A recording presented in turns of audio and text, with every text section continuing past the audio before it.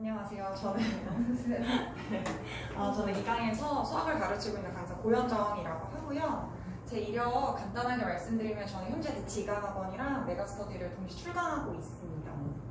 그래서 사실 첫 시험을 이제 우리 아이가 본 거기 때문에 어머니도 그렇고 아이도 조금 멘붕이 될 수 있어요. 왜냐면은 아이들이 처음에 중학교 때는 A등급을 거의 다 받은 아이들이 많거든요.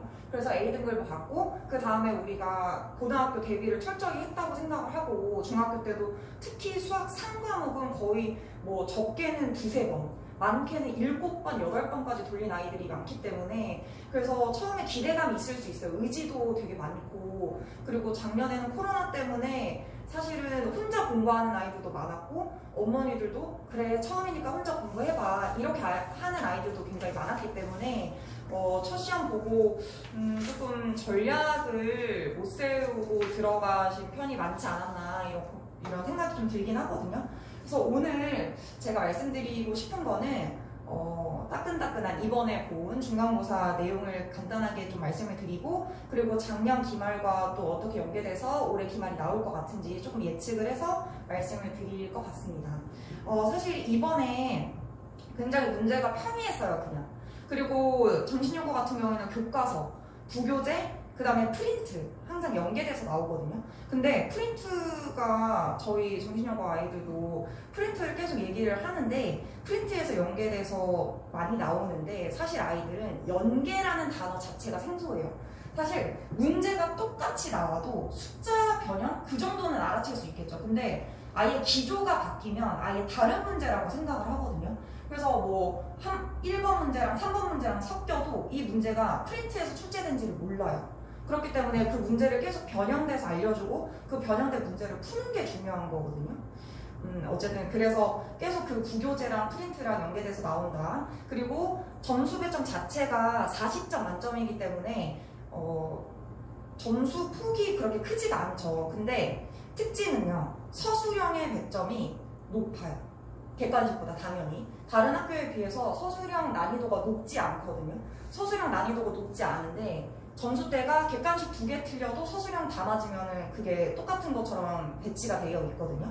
그래서 보면은 이번에 그렇다고 해가지고 애들이 물어봐요. 그럼 서술형 먼저 풀어야 되냐? 받자마자 서술형 먼저 풀어야 되냐 물어보는데 그건 아니고요. 저는 시간을 항상 분배되는 게 되게 중요하다고 생각을 하거든요.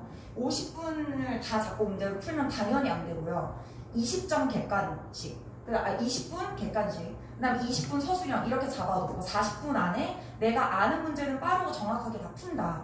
그리고 10분 내에 그러니까 막히면 이미 10분 전에는 끝나 있어야 되는 거예요. 사실은 서술형도 다 옮긴 상태여야 되는 거고 그리고 10분 남았을 때는 내가 모르겠는 거, 헷갈렸던 거 그거를 다시 푸는 게 좋거든요. 그래서 저는 문제 구성도 이거는 제가 등급컷을 조금 넣어놓은 건데 사실 제 유인물에 다 이것들은 있어서 잘 안 보이시더라도 유인물을 보시면 될 것 같아요. 그래서 제 수업은 사실 잘하는 아이들도 있고 못하는 아이들도 있고 아이들이 칭찬을 해줘야 잘하는 아이들이 있고 반대로 책찍질을 해줘야 잘하는 아이들이 있어요. 그렇기 때문에 저는 천편일률적으로 다 그렇게 똑같이 하지 않고요. 제 수업 교재 보면은 주교재도 마찬가지고 부교재도 마찬가지고 다 레벨 편성이 되어 있거든요. 그래서 잘하는 아이들은 B, C 스텝을 풀고요. 못하는 아이들은 A, B 스텝을 풀면서 점점 저는 코어임이라고 하거든요. 좀 단련시키는 그런 훈련이 필요해요.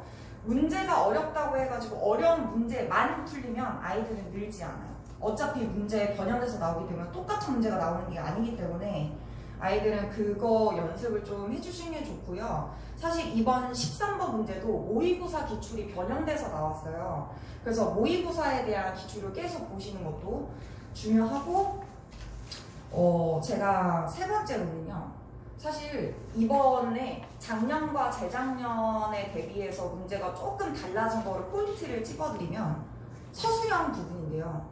서술형 1번과 2번이 다 증명 문제가 나왔어요. 근데 이게 사실 기말 때도 증명 문제, 공식에 대한 증명 문제가 굉장히 많이 출제가 되거든요.